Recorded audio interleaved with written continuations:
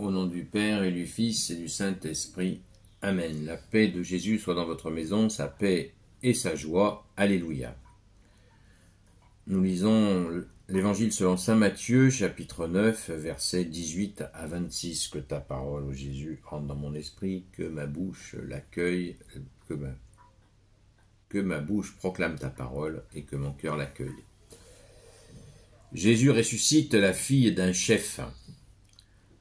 Comme Jésus leur parlait, voici qu'un chef arrive et se prosterne devant lui en disant « Ma fille vient de mourir, viens, pourtant tu lui imposeras les mains et elle vivra. » Jésus se leva donc pour l'accompagner avec ses disciples. C'est alors qu'une femme s'approcha par derrière et vint toucher la frange de son manteau. Cette femme souffrait de perte de sang depuis une 12aine d'années. Et elle se disait, si je pouvais seulement toucher son vêtement, je serais sauvée. Jésus se retourna, et la voyant, il lui dit, courage ma fille, ta foi t'a sauvée.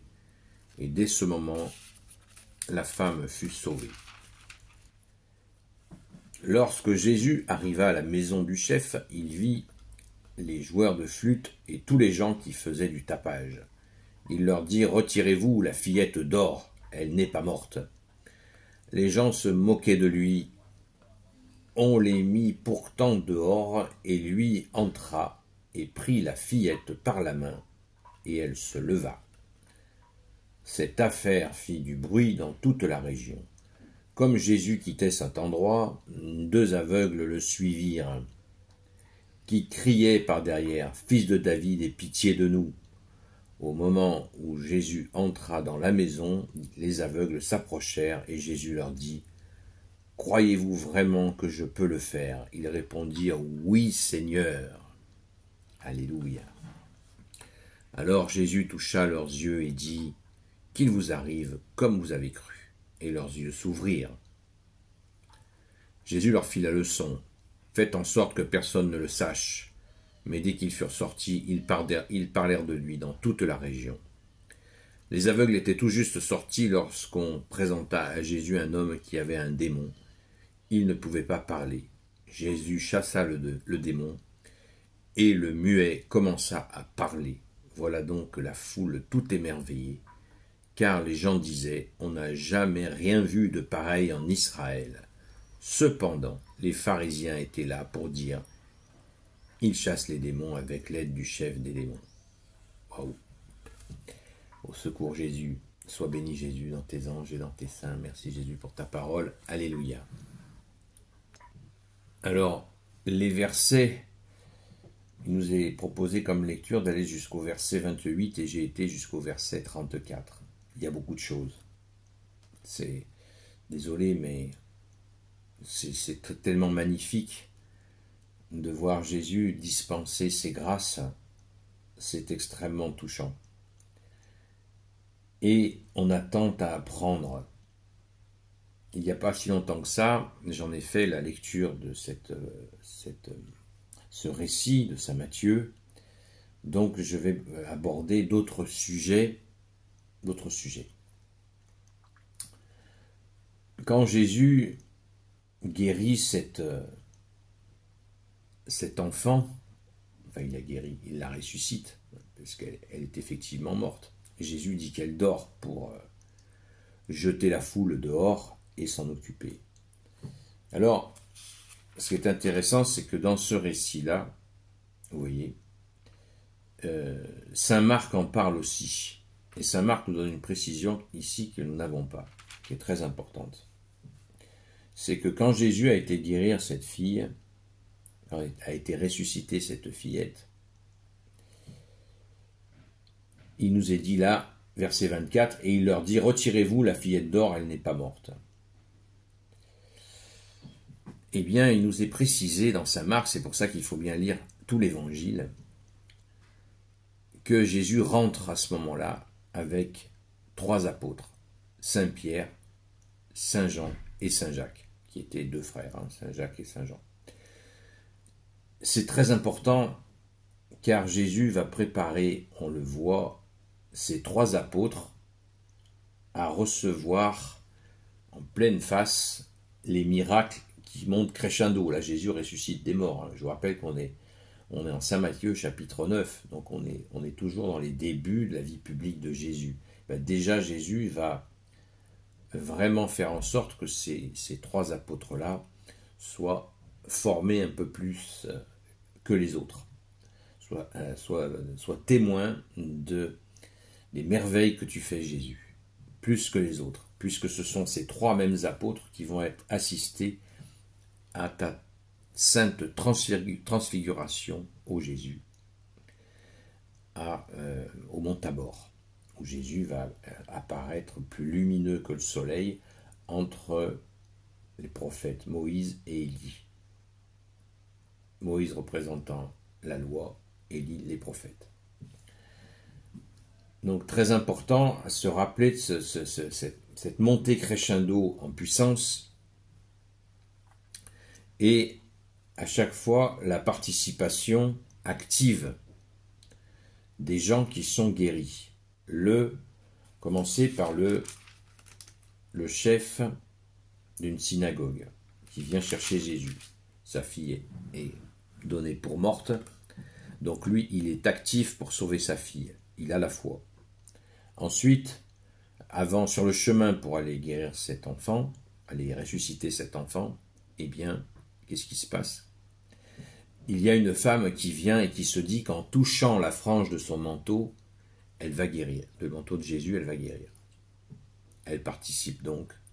Elle est dans la foi. Vous voyez, miracle, foi.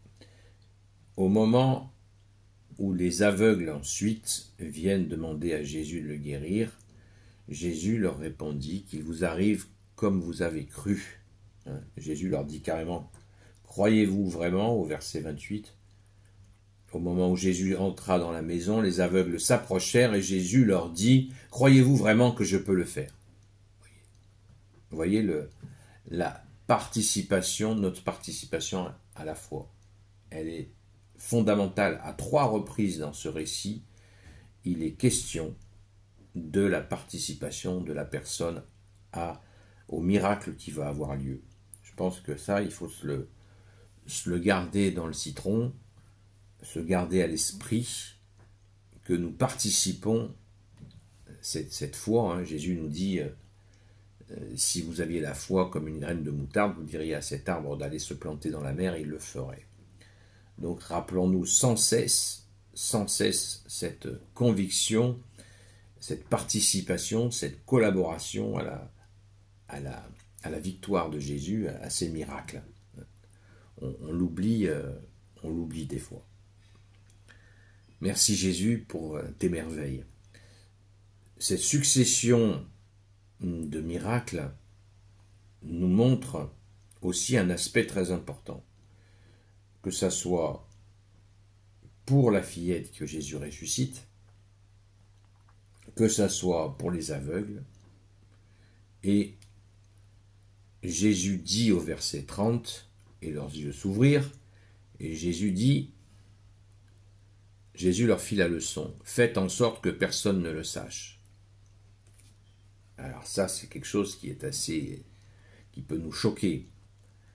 Eh bien, c'est très important au contraire, quand on connaît le contexte. Si Jésus laissait les gens, s'il leur donnait le feu vert pour vraiment exulter de joie et se rassembler encore plus nombreux, cela aurait pu être assimilé par l'occupant romain comme une révolte juive contre l'occupant, ce qui aurait été immédiatement réprimé dans le sang. Donc Jésus il fait la double protection, il protège ceux qui sont avec lui, il protège bien sûr ceux qu'il guérit, mais il protège aussi le peuple, le peuple d'Israël, pour qu'il ne soit pas massacré par les Romains si jamais il y avait une interprétation sous forme d'émeute. Vous savez que déjà Jésus, quand il se déplaçait, il y avait déjà des milliers de personnes, donc il en fait toujours, il y va doucement et il pense à protéger ces gens. C'est juste merveilleux d'attention. C'est vraiment, Jésus nous apprend là la responsabilité. Alléluia. Quant à la question, l'après où Jésus va libérer quelqu'un d'un démon, voilà donc la foule tout émerveillée car les gens disaient « On n'a jamais rien vu de pareil en Israël ». Voilà, c'est clair, c'est dit. Merci Jésus, c'est juste merveilleux. Donc on verra plus tard les conséquences de cette parole des pharisiens qui ont dit « Il chasse les démons avec l'aide du chef des démons ». Alors ça, c'est un blasphème contre l'Esprit Saint. Et Jésus expliquera plus tard que ce péché-là n'est pas pardonné. Et on va comprendre pourquoi. On comprendra pourquoi. Merci Jésus. Donc, nous n'avons que toi comme enseignant, ô Jésus. Pensons-y. Vraiment, ce que moi je retiens principalement de cette merveilleuse lecture, c'est que Jésus nous veut acteurs dans la grâce que nous demandons. Voilà. Soyons acteurs, soyons actifs en cette confiance que Jésus va agir. Merci Jésus, alléluia. Gloire éternelle soit au Père et au Fils et au Saint-Esprit, maintenant et toujours et pour l'éternité. Amen. Ô Jésus, toi qui peux tout et qui porte tout, toi le Sauveur, toi l'Emmanuel, je te confie la France, la fille aînée de l'Église, le peuple franc, en te demandant pardon pour l'apostasie. Ô Jésus, s'il te plaît, je te confie toutes celles et ceux qui regarderont cette vidéo ainsi que leurs proches selon ta seule volonté, ô Jésus. Sainte Marie, Reine des cieux, toi l'Immaculée Conception, toi qui écrases le serpent, toi qui as la lune sous tes pas, toi notre Mère, Notre-Dame. Saint Joseph, toi le juste et le saint, toi le sage, toi la terreur des démons, toi le saint gardien de la Sainte Église catholique, apostolique. Sainte Marie-Madeleine, notre chère Sainte Patronne. Et vous, tous les saints et saintes, amis de Jésus, Saint Michel Archange qui est comme Dieu, Saint Gabriel Archange, Saint Raphaël Archange, et vous, tous les anges qui servez Jésus, je vous confie toutes celles et ceux qui regarderont cette vidéo, ainsi que leurs proches, selon ta seule volonté, ô Jésus. Nous sommes donc lundi matin. Hier, il y a eu encore une suite du film dans la démocratie. Donc, je nous invite à nous intérioriser et à rentrer dans notre cœur le plus profondément possible pour y retrouver Jésus, pour écouter ce que Jésus a à nous dire par rapport à tout ce qui est en train de se passer. Voilà. N'agissons pas de manière écervelée, rentrons à l'écoute du Maître, de notre seul Maître que tu es Jésus. Jésus nous dit, vous n'avez qu'un seul Maître, c'est moi. Jésus nous dit, vous n'avez qu'un seul Maître, c'est moi. Jésus nous dit, vous n'avez qu'un seul guide, c'est le Christ. Donc soyons à l'intérieur, parce que à l'extérieur, le malin fait le malin. Mais il ne peut pas franchir cet intérieur où nous sommes avec toi, Jésus. Donc, je nous invite à vraiment nous intérioriser profondément, le plus profondément possible, quand la Sainte Vierge Marie nous dit à la grotte de Lourdes, venez à l'intérieur, à la grotte, c'est effectivement pour nous intérioriser, pour y retrouver Jésus. Sainte Marie-Madeleine a séjourné 30 ans à la grotte de la Sainte-Baume, dans le Var, en Provence. Eh bien, c'est encore une invitation à nous intérioriser auprès de Jésus. Soyons attentifs à cela, car Jésus va nous expliquer ce qu'il attend de nous par rapport à tout ce qui est en train de se passer. Gloire éternelle soit au Père et au Fils et au Saint-Esprit, maintenant et toujours et pour l'éternité. Amen. Donc Jésus nous a bien dit que ça allait être difficile à certains moments, que nous serions persécutés, nous le sommes déjà. La persécution va continuer, évidemment. Donc, soyons contre ton Sacré-Cœur, ô Jésus, et écoutons ce que Jésus a à nous dire. À très vite.